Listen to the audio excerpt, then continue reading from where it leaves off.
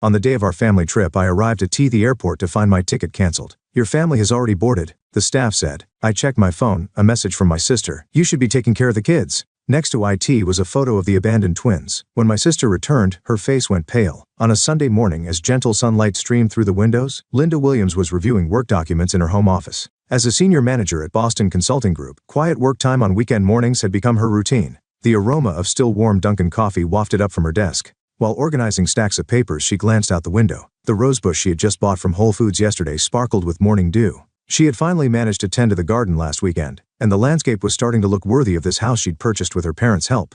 There was still some time before service at Trinity Church in Copley Square. The peaceful moment was suddenly shattered by her iPhone's ring. Linda, can you come over today? It was her sister Patricia. Linda let out a small sigh at her usual imperious tone. I'm hosting the family for brunch. Mom's coming too. I've ordered catering from Legal Seafoods.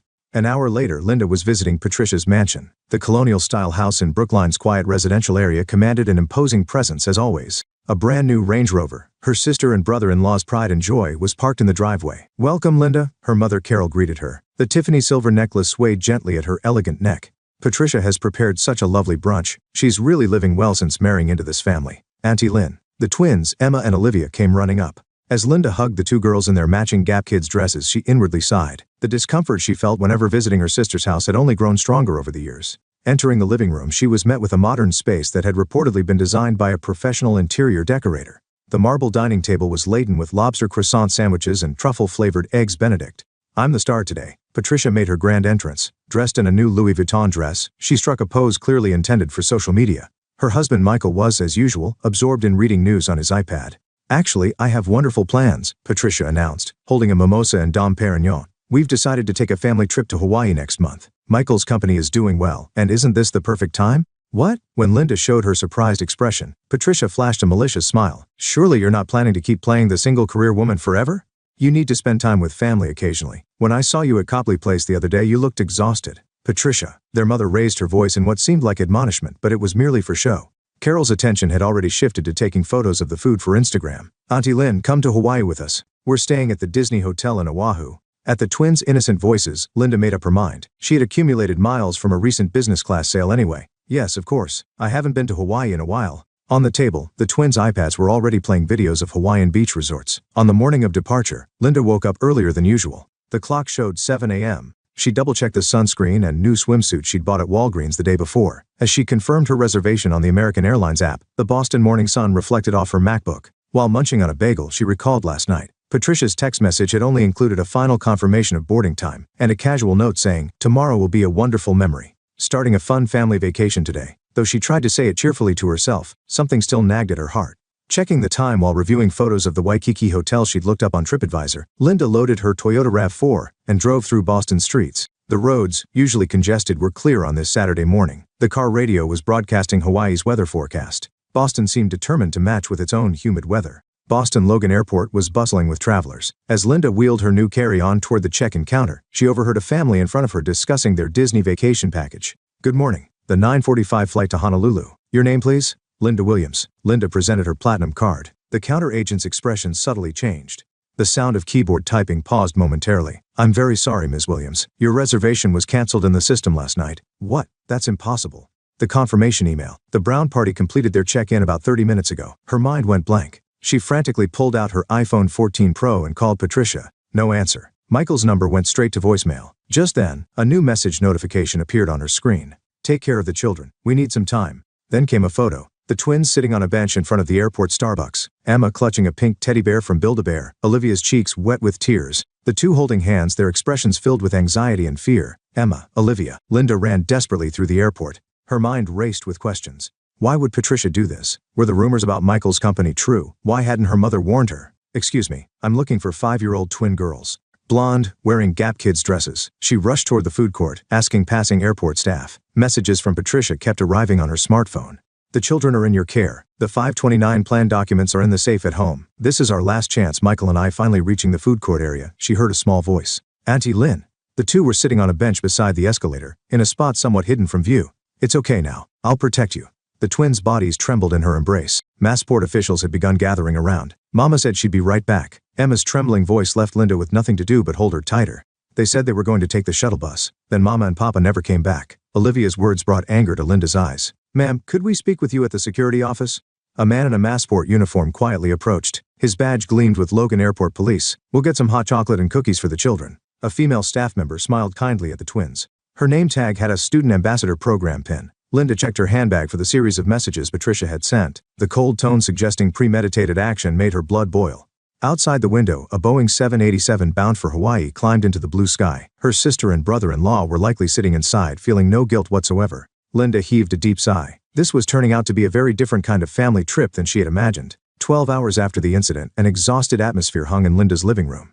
They had just returned home after completing police interviews and meetings with Children's Protective Services. "Emma, Olivia, come here. The bath is ready," Linda called gently. But the twins remained huddled together on the sofa, unwilling to move. Beside scattered crayons and coloring books lay a half-eaten McDonald's Happy Meal. "Auntie Lynn," Emma called out in a small voice. "Are Mama and Papa really not coming back?" Linda's heart clenched. The police had confirmed that Patricia and Michael had boarded as scheduled and arrived in Honolulu. Their credit card records showed they had checked into the Hilton Hawaiian Village. "I can't believe it." Linda's mother Carol had rushed over, apparently leaving a church women's group meeting midway.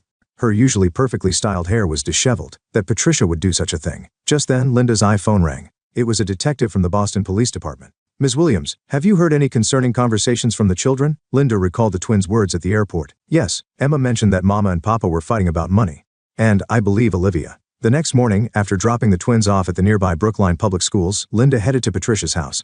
A police search warrant had been issued, and Linda was permitted to accompany them. A uniformed officer led them to the second-floor study. "Take a look at this." Masses of documents were found in the drawers of the expensive leather desk. Piles of unpaid bills, credit card statements, and financial documents from Michael's company. The rumors of the company's financial troubles in the Boston Globe were true. Linda couldn't believe her eyes when she saw the Fidelity account statement. The 529 plan set up for the twins' education had been reduced to just $1 over $500. 0,000 in funds had been withdrawn over the past 3 months. The closet yielded box after box of Hermes, Chanel, and Louis Vuitton items, still with tags attached. Patricia's Instagram was filled with posts portraying happy family life. But behind that facade, she had been consuming the twins' future. "Linda, there's this too." The officer handed her a torn envelope. Inside were bank statements from the Cayman Islands. "Miss Williams," the detective called out, "we found significant transfer records under your mother Carol's name." Just then, Linda's smartphone vibrated. It was from Trinity Church. "Linda, something terrible has happened." Her mother's voice was strained. "Patricia took the women's group fees and used my name." As it turned out, Patricia had also been the treasurer for the church women's group. There was a high possibility of fraud there too. She had been embezzling membership fees using their mother Carol's name. This was completely premeditated, Linda told the police. Hours later, Linda sat in her living room compiling all the evidence. Her mother was being interviewed at the church, and the twins were safely attending their after-school program. The Boston Police Department detective called again. "We've discovered something significant. It appears they had no intention of returning to the mainland." Linda caught her breath. "What do you mean?" "We found one-way ticket reservations to the Caribbean." That night, Linda had made up her mind. Spread across her dining table were reports for the police, FBI, Child Protective Services, and Sarah Cohen, one of the nation's top child abandonment attorneys. "Auntie Lynn," Olivia's voice came from upstairs. "Can we go to school tomorrow too?" "Of course." Linda smiled at the twins. "Life will continue as normal. I promise." Opening her MacBook, Linda sent the final report to the police. Attached were Patricia's Instagram posts portraying the perfect mother, photos of the airport abandonment, and records of all financial transactions. She was determined to fight to protect her precious family. Today, the FBI has joined the investigation as a serious child abandonment case. The detective's final words strengthened Linda's resolve even further. Outside the window, Boston's nightscape glowed quietly. On the table lay the twins' craft project from after-school care, "To our beloved Auntie Lynn." Looking at those words, Linda heaved a deep sigh. Early morning, 1 week after the incident, at the top floor of the Hilton Hawaiian Village in Oahu, Patricia was enjoying her morning coffee on the balcony. Looking down at the azure sea, she was selecting photos to post on Instagram. "Patricia, we need to talk." Michael approached with a tense expression, clutching his iPad. "About the company, everyone." Just then, a knock echoed at the suite door. When they opened it, more than 10 law enforcement officers stood there. An FBI agent began reading their rights. Outside the window, an ABC News helicopter circled. "I have nothing to say. Let me call my lawyer." Patricia maintained her elegant demeanor until the end. However, tickets to the Cayman Islands were found in her Louis Vuitton bag. "This is a federal crime." The agent's voice was cold. "You're charged with interstate child abandonment, embezzlement, and money laundering." 2 weeks later, at the Boston U.S. Attorney's Office, Linda was meeting with prosecutors. "Miss Williams, we have sufficient evidence," said Jessica Morrison, a prosecutor with over 20 years of experience. "Particularly, the misappropriation of education funds will decisively turn the jury against them." The conference room table was piled with evidence, starting with Logan Airport security camera footage, church women's group accounting records, documents showing fraudulent accounting at Michael's company, Additionally, there was Patricia's history of false social media posts, detailed psychological diagnoses from the twins' counselor. As decisive evidence, there were records of fraudulent withdrawals from the Fidelity 529 plan, and multiple financial transaction documents with forged signatures from Mother Carol. The prosecution, Morrison continued, will charge them primarily with federal child abandonment violations, adding fraud charges for misuse of education funds, and embezzlement for misappropriation of church funds. Will also include charges of document forgery for forging the mother's signature, money laundering related to the Cayman Islands accounts, and conspiracy charges for the couple's planned scheme. The sentence? Linda asked. Maximum 20 years for Patricia, Morrison answered sternly. For Michael, 7 to 15 years depending on his level of cooperation. That evening, Linda took the twins to their psychological counseling session at Boston Children's Hospital. The children's recovery will take time, explained Dr. Sarah Watson, their physician. Particularly abandonment by a mother creates deep emotional wounds. 1 month later, at the Suffolk County Courthouse, Patricia and Michael's initial hearing began. Local media packed the gallery, and the Boston Globe featured the case on its front page. Defendants, please rise. The judge's voice echoed through the courtroom. Patricia wore an orange prison jumpsuit. Her former arrogant demeanor had vanished, and her makeup-free face showed fatigue. Patricia began. The courtroom fell silent. I admit to everything, her confession began. At first, when I learned about Michael's company's critical situation, Patricia's voice trembled. But that's no excuse. I abandoned my children. Her testimony lasted 3 hours. It all started, she said, with her pride as a mama influencer, misappropriating education funds to maintain a luxurious lifestyle, embezzling church funds to cover debt payments, forging her mother's signature for new loans, and finally, the escape plan for a new life in the Caribbean. She admitted that at the root of it all was her hatred for Linda's stable life. Michael, who took the stand next, admitted to everything. The company had been essentially bankrupt for 2 years. His voice was hollow. But I couldn't tell Patricia. Her lifestyle? Carol took the witness stand as the prosecution's final on the day of sentencing. The courtroom was filled with tension. Defendant Patricia Brown. The judge's voice resonated. Your actions represent the gravest breach of trust. You abandoned your children, betrayed your family's trust, and even deceived your church community. After the sentencing, a press conference was held on the courthouse steps. This is certainly not a result to be proud of, Linda spoke quietly into the microphones. But justice has been served. Most importantly, the children's future has been protected. At dusk in Boston, Linda and the twins walked through Boston Common. Auntie Lynn, Emma called out softly. We'll always be together, right? Yes, of course. Linda squeezed the twins' hands firmly. We'll walk forward as a new family.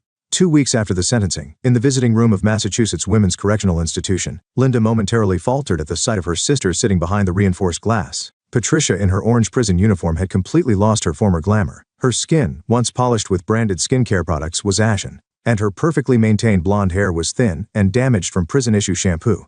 Linda, Patricia's voice was hoarse. I did something unforgivable. Yes, Linda answered quietly. She had wrestled with the decision to visit many times, but this might be their last face-to-face meeting. This visit was necessary to understand everything and to settle something within herself. How are the children? Tears welled up in Patricia's eyes. They don't want to see me. Yes, I think that's best for now, Linda recalled the counselor's advice. The children's emotional recovery would take time. The clock in the visiting room ticked quietly. A brief 15-minute visit. During this time, the sisters reflected on their lives, their childhood in a wealthy family, Patricia who bore all of their mother's expectations, and Linda who had always remained in the shadows like a wallflower. Remember, when we were little, in the Back Bay house? Patricia's voice trailed off. If only we could go back to those days. On her way home, Linda walked through Boston Common. As early autumn made its presence felt in the park, she contemplated the first steps of her new life. At home, big changes were underway. The former guest room had been transformed into a bright children's bedroom. Matching beds from Pottery Barn, cheerful bookshelves from IKEA, and colorful curtains from Target's Cat and Jack collection.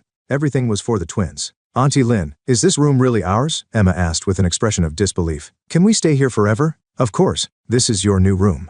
Linda hugged the twins tenderly. The adoption proceedings were progressing smoothly. The court supported the adoption by their biological aunt. There were changes at work too. Boston Consulting Group had shown understanding of Linda's situation. She could now utilize flex time and sometimes work from home. A new position was also being discussed. Unexpected support networks had also emerged. Jennifer, a single mother living nearby, offered to help with after-school pickup and drop-off. The Trinity Church community delivered home-cooked meals. The counselor at Brookline Public Schools showed special consideration for the twins' emotional care. Time will heal some things, Mother Carol had said. She too was changing. Through her church volunteer work, she seemed to have awakened to new values. Now she baked cookies with the twins on weekends. 1 year later, the twins' 6th birthday party was being held in Linda's backyard. Organic cake from Whole Foods, homemade lemonade, and the laughter of neighborhood children created a simple but heartwarming scene. Happy birthday. Emma and Olivia beamed with happiness, surrounded by their classmates. Their former anxious expressions were nowhere to be seen. That night, after putting the children to bed, Linda went out to the garden. Under the starlit sky, she smiled quietly. On the table lay essays written by the twins. The theme was My Family. They began with the words "to my beloved mom," expressing their honest feelings.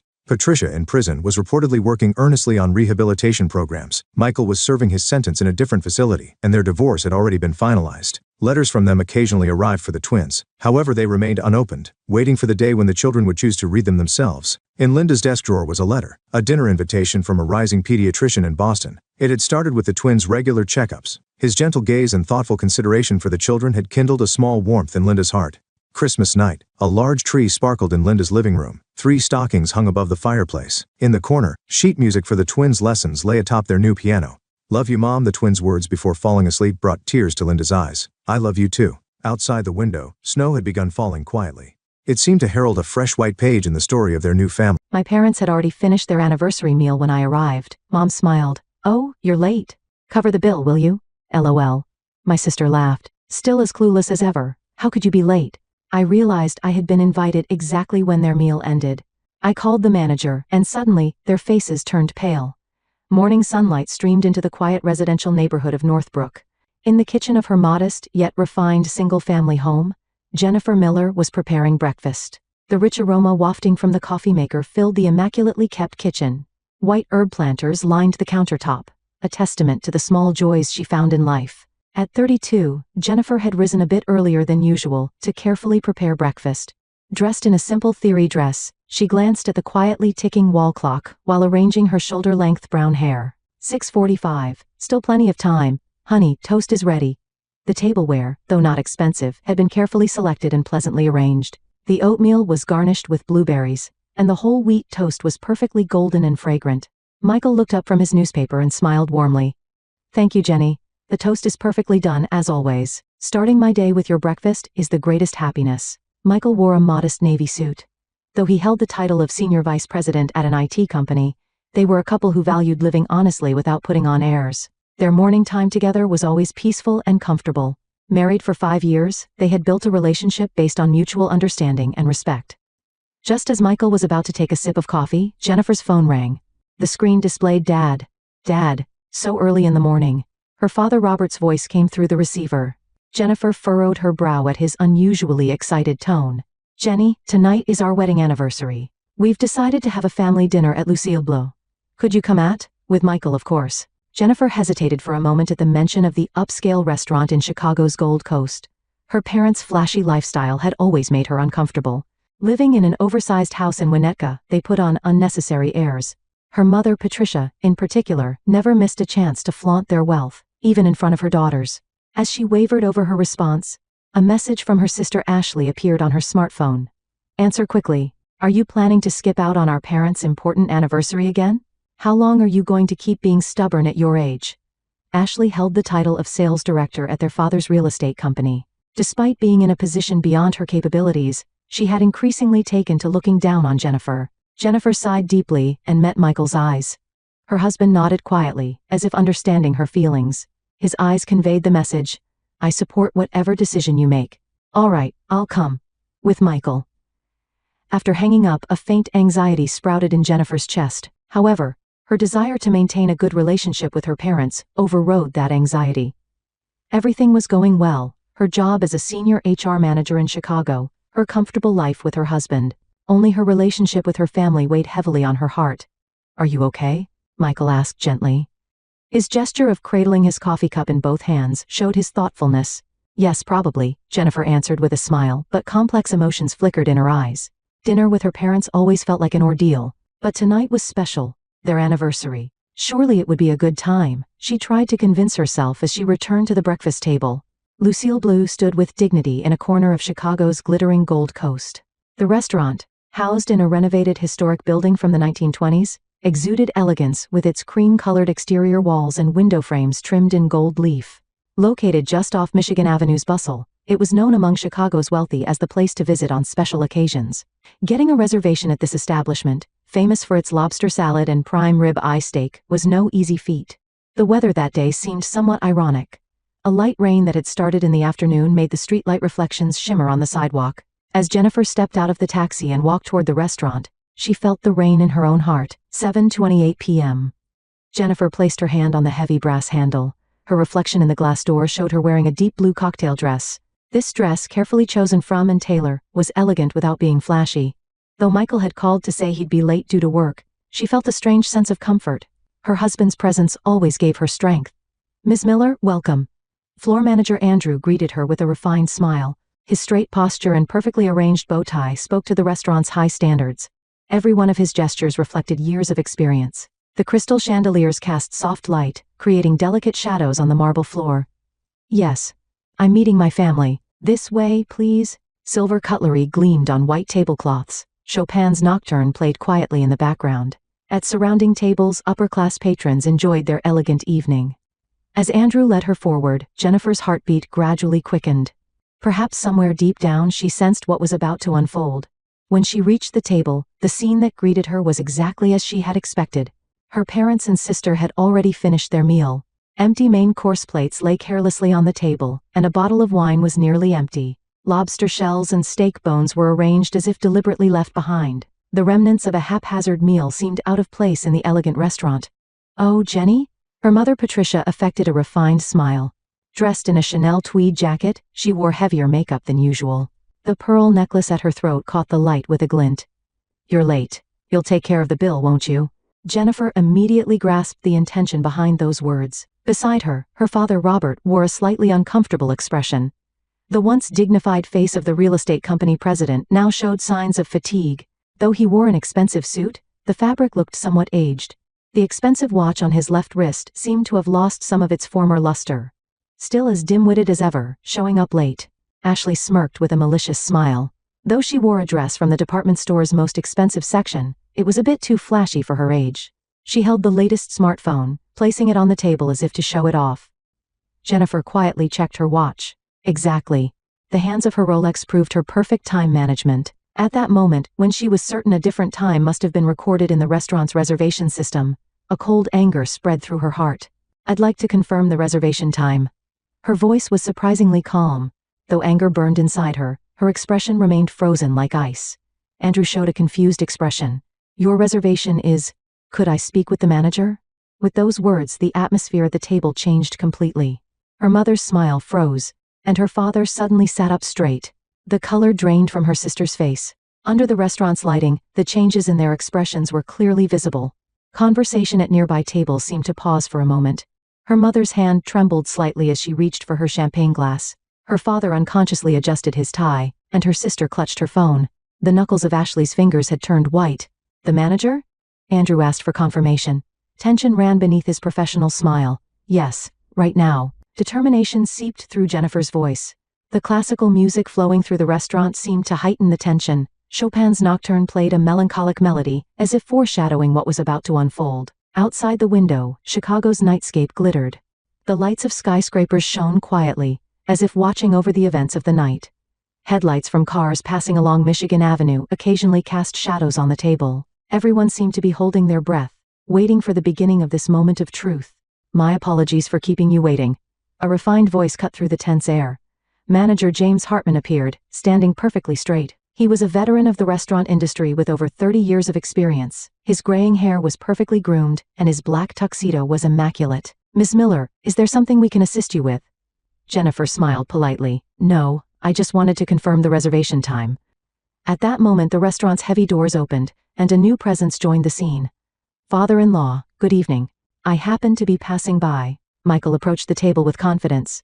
Though he wore the same navy suit he had worn at work during the day, somehow now it radiated a special presence. "Michael." Robert's voice trembled. Manager Hartman's expression changed in an instant.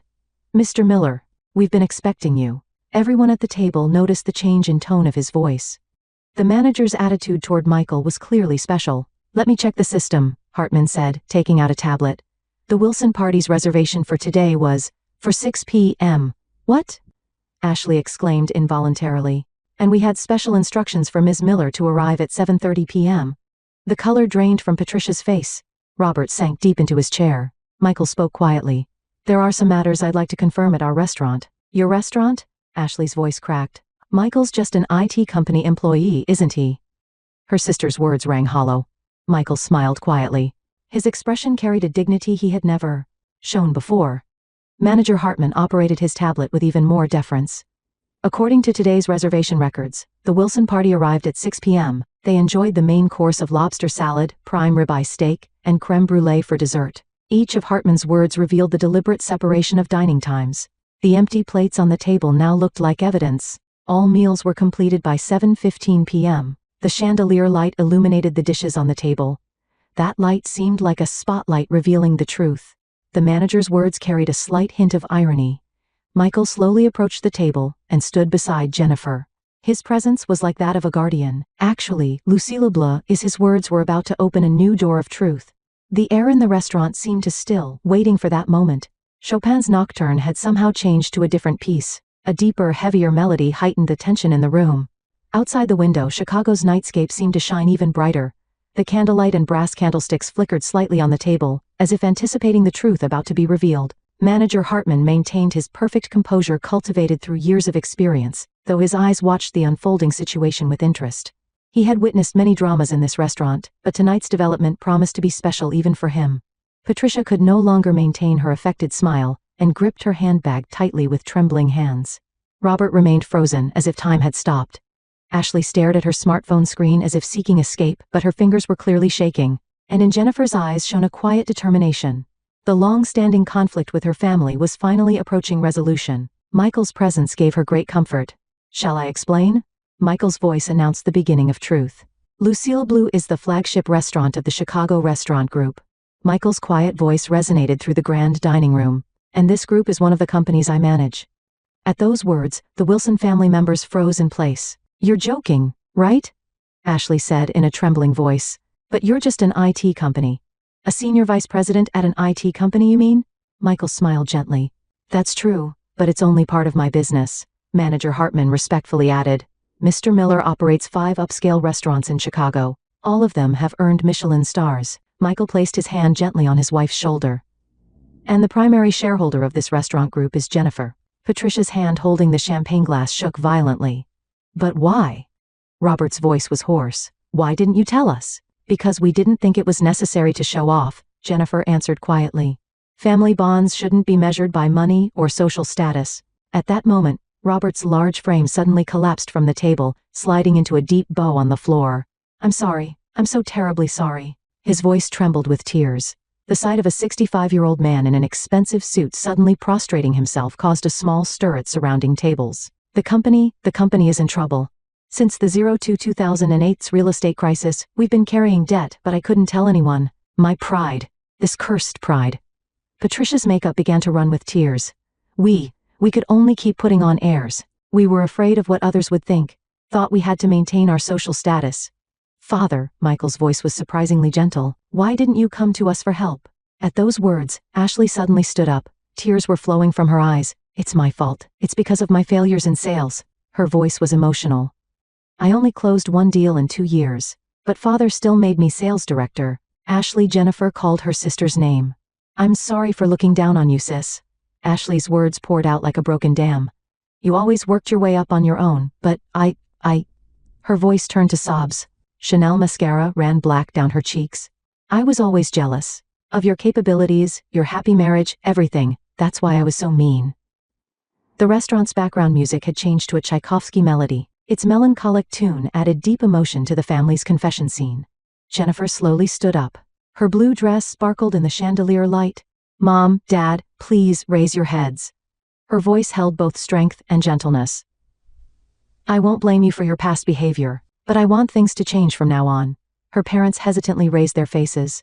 "Let's build real family bonds, not based on appearances or pretense," Jennifer continued. "I'll let this incident go." Michael nodded quietly. "Father, I'll introduce you to some specialists regarding your company. I believe rebuilding is possible." But Jennifer's voice grew slightly stern. "We need to reconsider our family relationships from now on." Ashley wiped her eyes nervously. "Let's interact honestly, without lies or pretense. That's what real family means." Outside the window, a full moon shone in Chicago's night sky. The restaurant lighting had been slightly dimmed, and the candlelight at each table felt warmer than ever. Manager Hartman watched this dramatic scene while maintaining a respectful distance. Even in his long career, he had rarely witnessed such a moving sight. Robert slowly shifted to a formal sitting position. His eyes held a sincere light that had never been seen before. "Jenny, thank you, truly." Patricia nodded repeatedly while wiping tears with a handkerchief from her handbag. She no longer seemed to care that her expensive makeup was ruined. Ashley took a step toward her sister. From now on? As her sister struggled for words, Jennifer gently embraced her. Yes, from now on. Let's walk forward as true sisters. Michael watched the scene with warm eyes, then he signaled to a waiter. Shall we have a proper toast tonight? As a real family. The newly brought champagne sparkled golden in the glasses, as if celebrating the family's new beginning. Early winter in Chicago. Soft snow was falling in the quiet residential neighborhood of Northbrook. 6 months had passed. The warmth of the fireplace filled Jennifer's living room. Though the Christmas tree wasn't yet decorated, a small wreath on the window subtly marked the season's arrival. Dad, please check these documents. Robert adjusted his reading glasses as he reviewed the papers. The rebuilding of his company was progressing steadily with support from the specialists Michael had introduced. The loan refinancing was complete, and new projects were gradually increasing. Thank you, Jenny. Thanks to you all. His voice had lost its former intimidating tone. Instead, it carried sincere gratitude. Simple but heartfelt sandwiches were arranged on the table. Oh my, is it that time already? Patricia poked her head out from the kitchen. She was wearing an apron now, an image that would have been unimaginable before. Her expensive jewelry had become more modest, replaced by a warm smile adorning her face. I tried baking cookies, using the recipe Jenny taught me. The vanilla aroma filled the entire room. She had found new joy in a modest life. They had sold their big house in Winnetka, and now lived a practical life in a reasonably sized condominium. I'll help. Ashley hurried toward the kitchen. She had resigned from her father's company and was now studying to get her real estate license. Like her sister, she was trying to work her way up on her own merit. Oh, but before that, she stopped and took out her smartphone. I checked today's exam results. The room's atmosphere tensed for a moment. I passed. Tears glistened in Ashley's eyes. It was proof of the first achievement she had earned through her own efforts. Congratulations. Jennifer embraced her sister with a genuine smile. It's all thanks to you, sis. You were always there encouraging me. The sisters' relationship had changed dramatically over these 6 months. Their rivalry had disappeared, replaced by mutual care and understanding. Where's Michael? Her father asked. His voice no longer carried its former tension. He'll be home soon. He said he could leave early today. Jennifer sat in the chair by the fireplace. She gently placed her hand on her still, barely noticeable belly, quietly feeling the pulse of new life. Actually, I have something to tell everyone. Just then the doorbell rang. I'm home. Michael came in, brushing off snow. He carried a small Christmas tree in his arms. Honey, is that I thought we could decorate it together, as a family. Michael stood next to Jennifer in the living room lit by warm light. They looked at each other and nodded slightly. Everyone. Jennifer began slowly, we are going to have a baby. After a moment of silence, the room burst with joy. Oh my. Mother clasped her hands to her mouth. Jenny. Father's voice trembled with emotion. Sis. Ashley rushed to her sister again. The scent of cookies, warmth from the fireplace, family smiles. Everything seemed to be celebrating this moment. The due date is next summer, Michael added. As a new member of our family, that's wonderful.